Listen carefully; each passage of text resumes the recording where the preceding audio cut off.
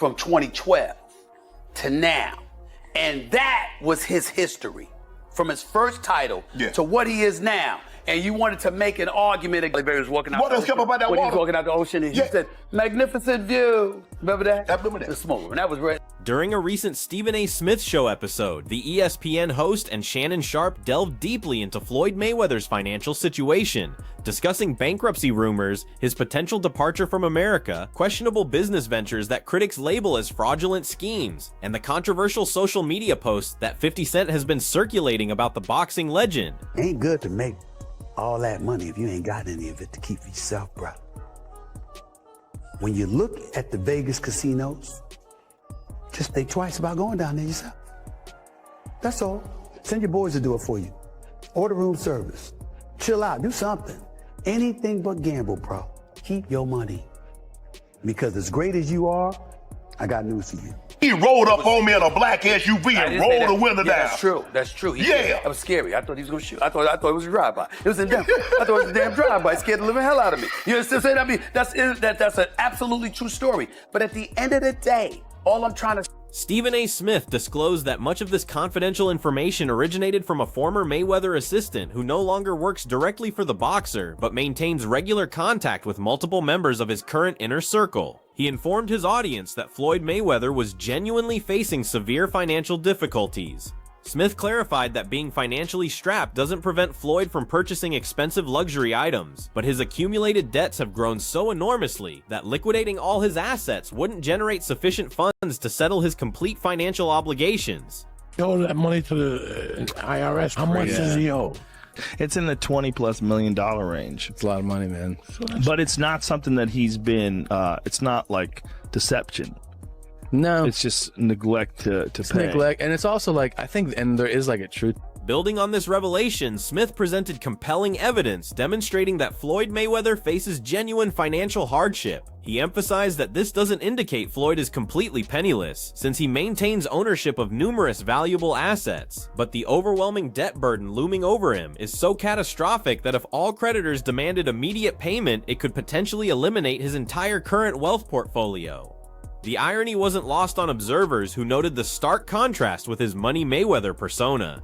Walking around in women's Fendi clothing, taking, Shannon then highlighted that Floyd Mayweather continues carrying a staggering 8-figure tax liability dating back to 2017 following his bout against Conor McGregor, which generated unprecedented revenue and became one of boxing's most lucrative events with 4.3 million pay-per-view sales, ranking second only to the legendary Mayweather vs. Pacquiao championship fight.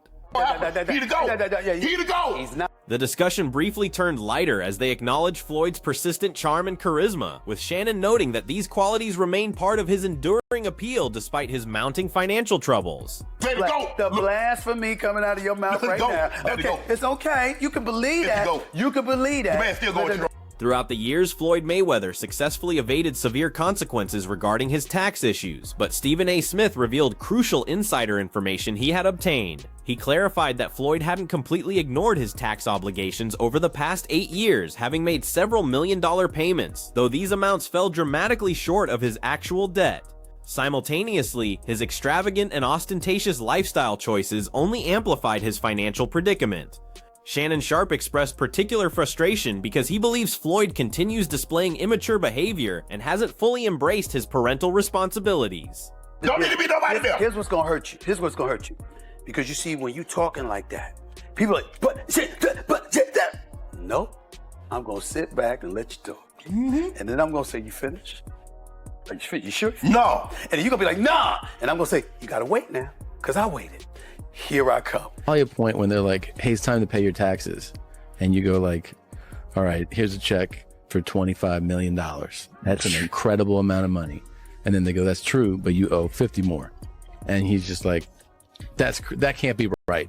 I've given you $25 million. Shannon pointed out Floyd's tendency to purchase 100 luxury vehicles in a single day, expressing disappointment over such behavior from a father figure, raising questions about his ability to provide proper guidance to his children. If Floyd abandoned his relentless pursuit of flashy displays, he could maintain a comfortable lifestyle without crushing debt burdens. He possesses numerous vehicles that remain unused for years alongside expensive jewelry that rarely sees daylight. Over time, he has squandered massive sums on both essential and frivolous purchases. Stephen A. Smith also offered his perspective on this troubling situation, noting that despite Floyd Mayweather positioning himself as a major real estate mogul, the actual reality behind these claims may differ significantly from public perception. Deal with the tsunami that I'm gonna bring, I'm gonna rain down upon you when it comes, especially to that subject. Smith issued warnings that anyone discussing this topic would face intense pressure and retaliation that Floyd intended to unleash, particularly regarding those real estate assertions. He declared that every statement Floyd makes concerning property investments is entirely fabricated. Smith argued that Floyd primarily wastes money on clothing, footwear, and luxury automobiles, investments that even young children recognize as poor financial decisions. This debate intensified following federal investigators' raid on Floyd Mayweather's residence during the ongoing controversy. Homeland Security agents conducted a thorough search while Floyd was away, reportedly discovering multiple suspicious items and confiscating significant evidence from the property. Which is why I sit here with sadness today to report to you that I'm incredibly disappointed in one of my all-time favorite fighters, my brother, Floyd Money Mayweather. Initially, agents allegedly uncovered numerous fraudulent real estate documents connected to Mayweather. Multiple forged property papers were discovered that he supposedly used to deceive various individuals, businesses, and institutions. Alongside these documents, investigators also confiscated several jewelry pieces during their search, sealing the residence and forcing all occupants to vacate until authorities could locate Floyd Mayweather, who had already fled the country. Investigators particularly focused on documentation related to the $400 million Manhattan property that Floyd claimed to own. Following extensive investigation, officials reportedly determined that this entire claim was completely fabricated. You told me the storm was coming. See, your storm happened for 9 years, then took 2 years off. And it happened for 3 years, and took another 3 years off. And then it kind of just was like drizzling. My storm been going for 21 years, right? Shannon Sharpe revisited how Mayweather enthusiastically announced what he described as his career's most significant business transaction, involving the purchase of 62 apartment buildings throughout Upper Manhattan. Floyd Mayweather emphatically declared complete ownership of every property, insisting that no business partners were involved in this deal. An Instagram video showed him touring various buildings while showcasing different sections of the properties. He additionally claimed full ownership of all retail spaces connected to these residential buildings.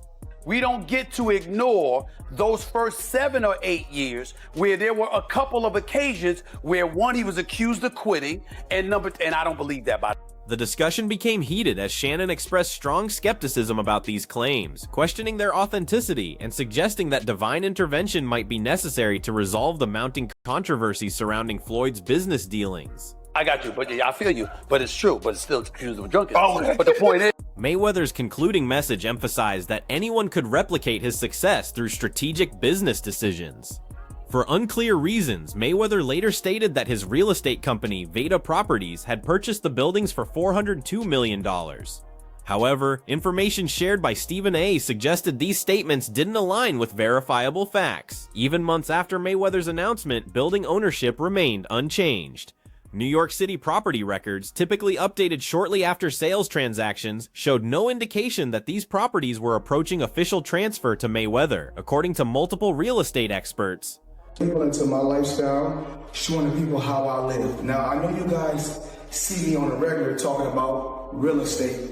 Well, lately, I purchased 62 apartment buildings in New York City. And what I need you guys to do, slide over and check out the photos. It's not all 62 buildings, it's a few buildings, but guess what? All the buildings belong to me. I don't have no partners.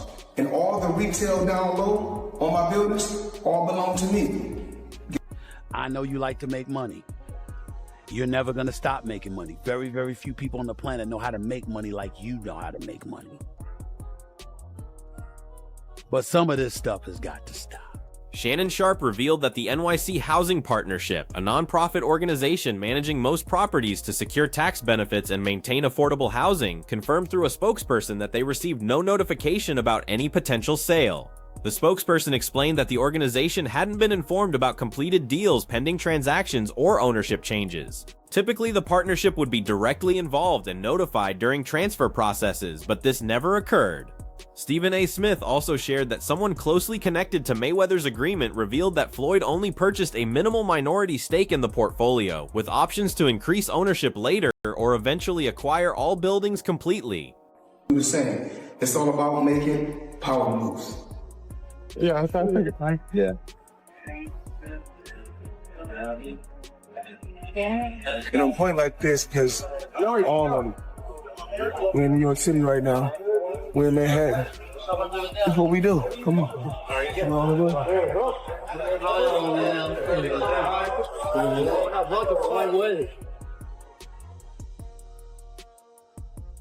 Whether Mayweather intends to exercise these options remains unclear.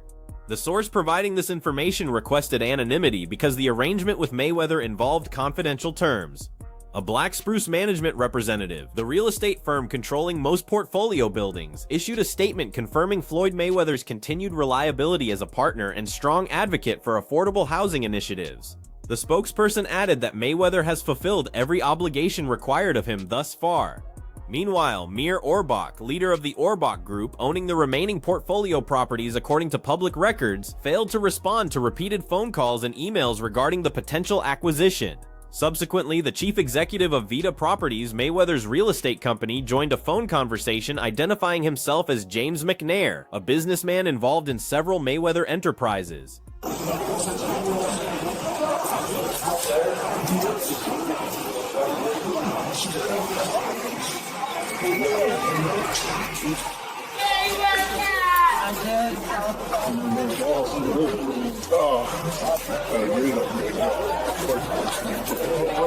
all this money made. No partners. All by myself. For 1,000 apartments.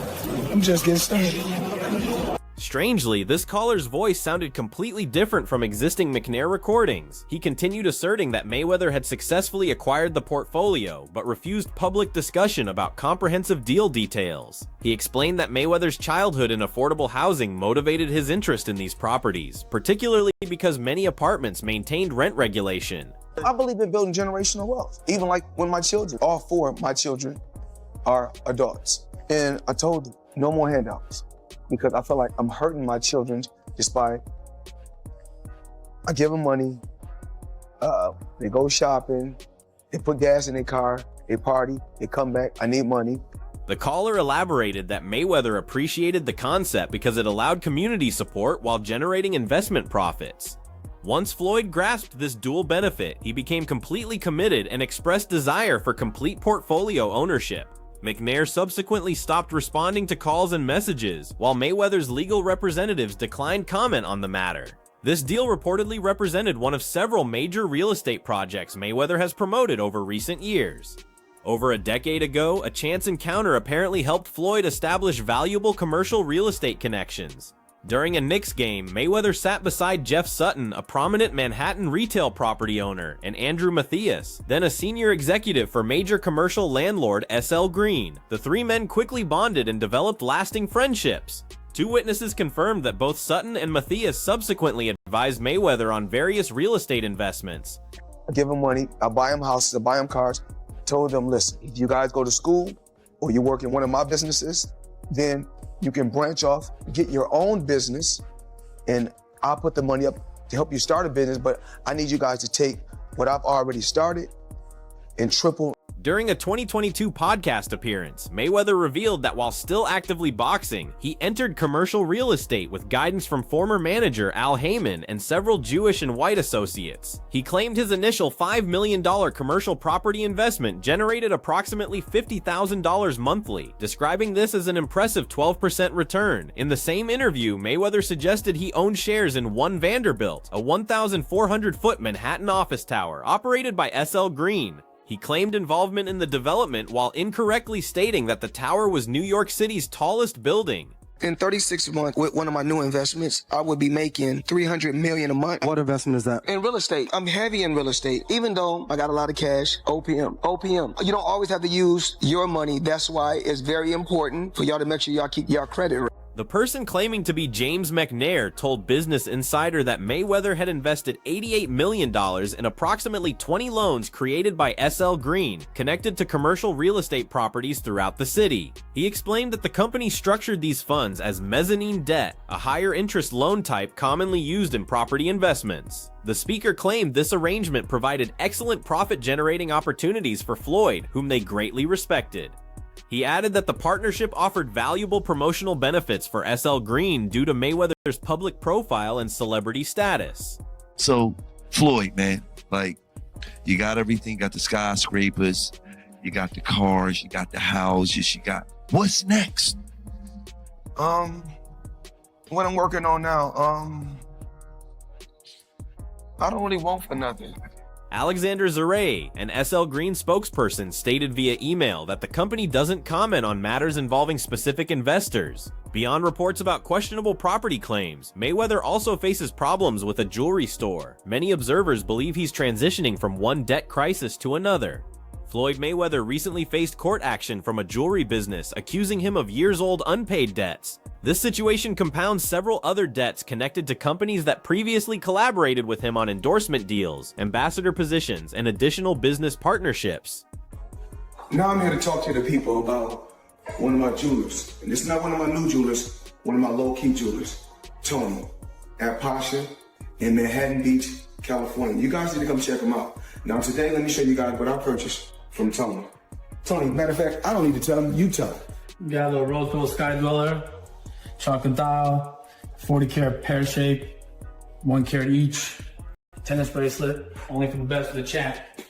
Floyd Mayweather Jr.'s extraordinary passion for expensive jewelry has always been distinctive. However, this obsession carries extremely high costs, even for a former boxing champion, who recently encountered legal difficulties after being sued over multi-million-dollar jewelry debts. While Mayweather's precise wealth remains unconfirmed publicly, estimates place his net worth around $450 million. He consistently appears wearing flashy chains, luxury timepieces, bracelets, and other expensive accessories. He regularly showcases his affluent lifestyle online through private jet travel photos and luxury car collection displays. This image earned him the widely recognized Money nickname.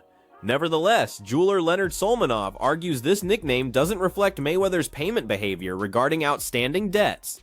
According to a federal court lawsuit filed in Miami, Mayweather and rapper Tyga, reportedly one of his close friends, allegedly owe Solmanov nearly $4 million for unpaid jewelry purchases. Pushing each other to be great instead of arguing on social media. That's just my opinion. And push each other in a positive way. And, I found myself in the past, the younger Floyd Mayweather, going back and forth on the internet with different people. But I'm in a better place in my life right now. Mm-hmm. I couldn't actually be in a better place. So the old Floyd Mayweather, when I used to go back and forth with people. Specifically, the jeweler's lawsuit alleges that Mayweather and Tyga violated racketeering and corrupt business activity laws. The case accuses both the boxer and rapper of fraud, civil conspiracy, contract breach, unjust enrichment, and theft. Solmanov alleges that Mayweather failed to pay for several luxury watches from Audemars Piguet, Richard Mille, Patek Philippe, and Rolex presidential day-date models, plus a diamond ring and diamond chain. Tyga faces accusations of withholding payment for a Rolex watch. The lawsuit states that Mayweather only paid 2 deposits, totaling $267,000 before receiving the jewelry. Solmanov claimed he subsequently met with both Mayweather and Tyga attempting to resolve the unpaid debt after being contacted by Mayweather's agent, Jonah Rechnitz.